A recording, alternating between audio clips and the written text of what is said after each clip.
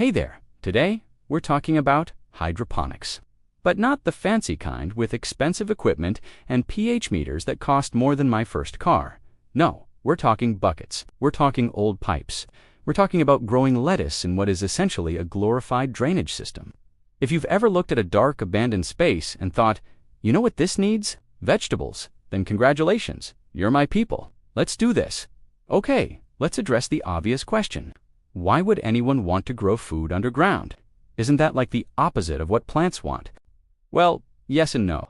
See, in a world where the surface might be too hot, too cold, too irradiated, or just full of people you'd rather avoid, underground spaces become real estate gold. Basements, root cellars, old bunkers, shipping containers buried in hillsides, the weird crawl space your landlord pretends doesn't exist. All of these become potential farms. Underground environments have some sneaky advantages. Temperature stays relatively stable year-round. No weather to destroy your crops, no pests, or at least fewer pests, unless you count the spiders, and honestly, the spiders are earning their keep down there. Plus, you control everything: light, water, nutrients. You become the sun, you become the rain, you become a slightly unhinged god of vegetables. The catch, obviously, is that you need to provide your own light source. Plants are picky like that. They want photons. But we'll get to that. First, let's talk infrastructure. Hydroponics, at its core, is just growing plants in water instead of soil. The roots sit in a nutrient-rich solution, and the plant goes, "Oh, this is nice. I don't have to work for my food. Lazy plants, efficient plants."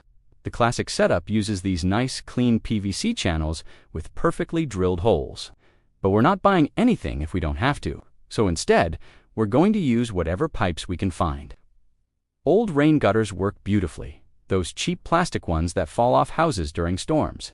Perfect PVC drain pipes from demolished buildings. Excellent. That weird corrugated drainage tube your neighbor threw away. We can make it work. Here's the basic concept. You want a pipe or channel that can hold about 2 to 3 inches of water. Cut holes in the top, roughly 2 to 3 inches in diameter, spaced about 6 inches apart for lettuce or leafy greens. Wider spacing for bigger plants. Now, you're going to set your plants in net pots, which are just little plastic cups with holes in them. If you don't have net pots, congratulations, you now have a craft project. Take any plastic cup, poke a bunch of holes in the bottom and sides with a heated nail or a drill, and boom, net pot. Fill those cups with something to hold the plant in place. Perlite, clay pebbles, gravel you found outside and washed really well, or even chunks of pool noodle. I'm not joking, pool noodle works. The roots grow through the holes and dangle into the water below. The pipe sits at a slight angle so water flows from one end to the other. Gravity does the work. You're basically building a very slow, very nutritious river for your plants to drink from. All right, so your plants need nutrients. In soil, they get this from, well, the soil. In hydroponics, you're mixing up a nutrient solution and delivering it directly to the roots. It's like a smoothie bar for plants.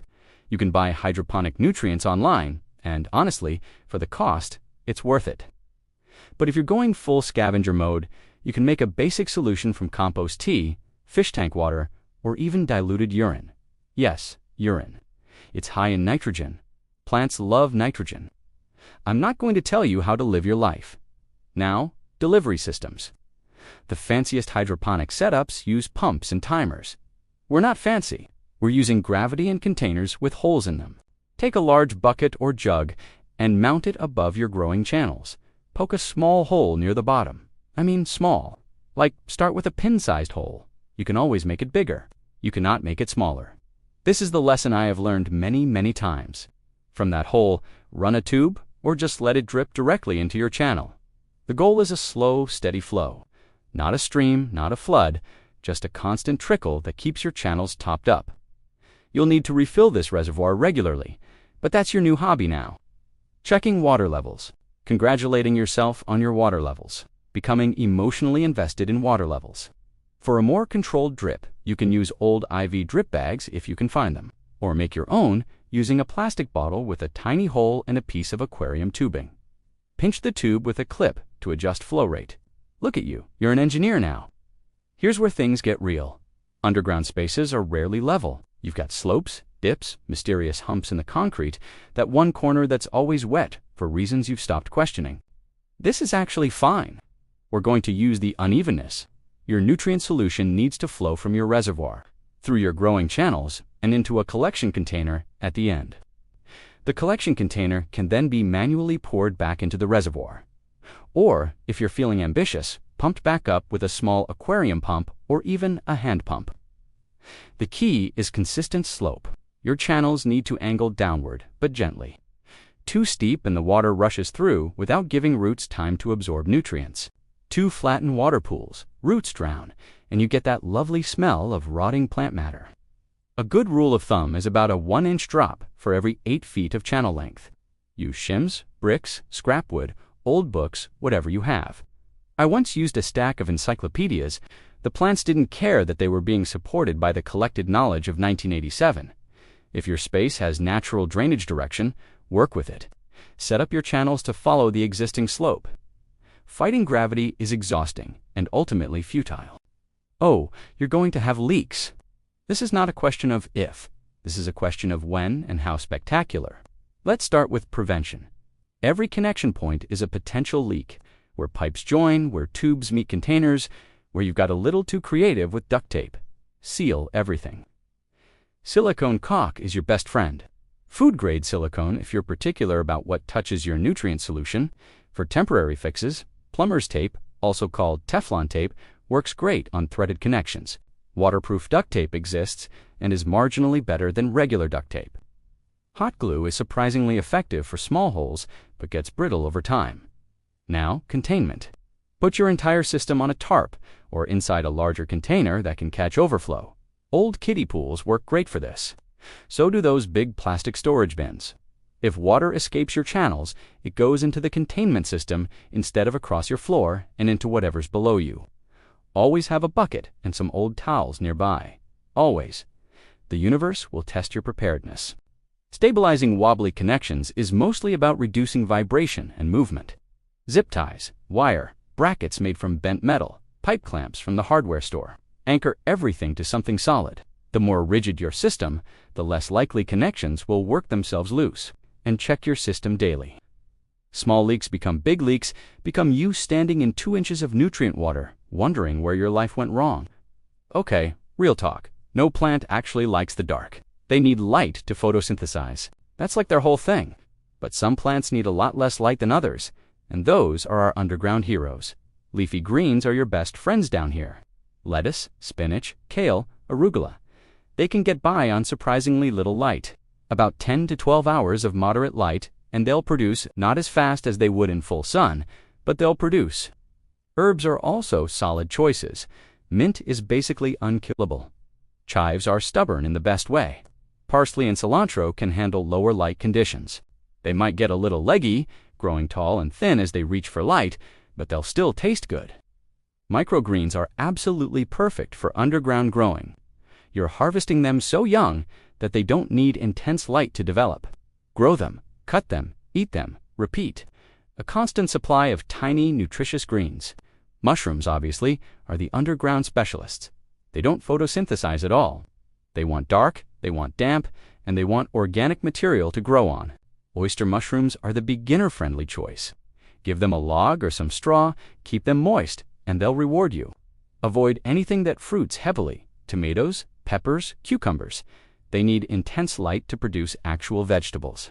You can keep them alive underground, but they'll just sit there looking sad and fruitless. Don't torture the tomatoes. We need to talk about light, because this is the make or break factor for underground growing. Ideally, you want LED grow lights. They're efficient, they don't produce much heat, and they last forever. You can find affordable ones online, and for a small setup, even cheap LED shop lights in the blue and red spectrum will work. But if we're going full scrappy survival mode, let's talk alternatives. Fluorescent lights work. Those long tube lights from offices. Grab them. They're not as efficient as LEDs, but they'll keep lettuce alive. Cool white or daylight spectrum bulbs are better than warm white. CFL bulbs, the curly compact fluorescent ones, can work for very small setups. Cluster several of them together above your plants. It's not elegant, but plants can't see elegance. If you have any access to natural light, use it. A basement window, a light well, even a mirror system to bounce sunlight down from above. Every photon counts. Solar panels connected to a battery bank can power LED lights, even in off-grid situations. Charge during the day, run lights at night. Your underground garden becomes semi-renewable. Keep your lights close to the plants, within 6 to 12 inches for leafy greens. Farther away, and the light dissipates. Too close, and you'll cook them. It's a balancing act, like everything else in underground farming. Once your system is running, it needs consistent attention. Not a lot, but consistent. Check your nutrient levels every few days. The plants are drinking that solution, and as they do, the concentration changes. You'll learn to read your plants. Yellowing leaves often mean nitrogen deficiency. Add nutrients. Wilting, despite plenty of water, might mean root rot.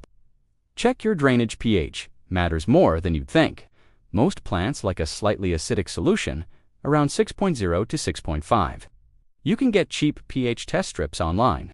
If your solution gets too acidic or to alkaline, nutrients become unavailable to the plants even though they're technically there. It's chemistry, and it's annoying, but it's manageable. Temperature underground is usually stable, but monitor it anyway. Most vegetables, like 65 to 75 degrees Fahrenheit, much colder and growth slows dramatically. Much warmer, and you start encouraging diseases and algae. Speaking of algae, it will find you. Light plus nutrient water equals green slime eventually. Keep your reservoir covered and out of direct light. Rinse your channels between growing cycles. Accept that some algae is inevitable and not the end of the world. Ventilation matters too. Plants need air circulation, and you don't want stagnant, humid air encouraging mold. A small fan running occasionally is enough for most spaces. Here's the thing about underground farming. It's inconvenient. It's improvised. It requires constant tinkering and occasional failure. You will flood your basement at least once. You will kill plants while learning what they need. You will develop strong opinions about PVC pipe diameters. But you'll also eat salad that you grew yourself in a space that looked completely useless 6 months ago. You'll watch seeds sprout under artificial light and feel an absurd pride in something that should be so simple. You'll create a tiny ecosystem where none should exist. We're not meant to grow food in basements and bunkers. Plants are supposed to live under the sun in open fields with wind and rain and seasons. But we're adaptable creatures, and so are plants, more than you'd think. If the surface becomes inhospitable, if circumstances push us underground, if you just really like the idea of a secret vegetable cave, this knowledge matters. Food independence matters. The ability to look at a dark space and see potential instead of nothing, that's a survival skill. Start small. 1 bucket, 1 light, 1 packet of lettuce seeds. See if you can keep it alive for a month.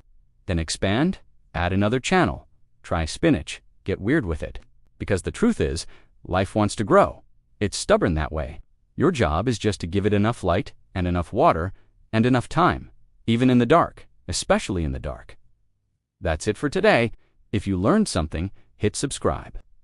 If you've built your own underground garden, drop a comment and tell me about your flood stories. I know you have them. Everyone has them.